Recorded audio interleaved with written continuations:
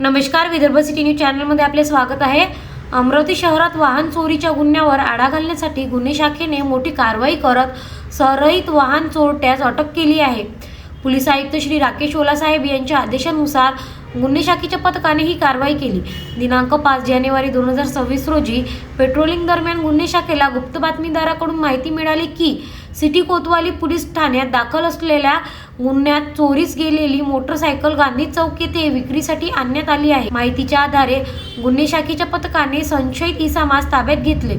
चौकशीत त्याने आपले नाव निरंजन पंजाबराव कळसकर, वय 35 वर्षे, राहणार भटवाडी, अमरावती असे सांगितले। सुरुवातीला उडवाउडवीची उत्तरे देणाऱ्या आरोपीची कसून चौकशी केली असता त्याने सदर मोटरसायकल चोरी केल्याची तसेच शहरातील इतर वाहन चोरीच्या गुन्ह्याची कबुली दिली।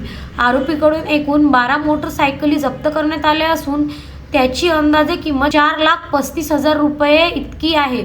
सर्व जप्त वाहने सिटी कोतवाली पोलीस ठाण्यात जमा करण्यात आली असून आरोपीकडून आणखी गुन्हे उघडकीस येण्याची शक्यता पोलिसांनी व्यक्त केली आहे। Vidarbha city news Amravati.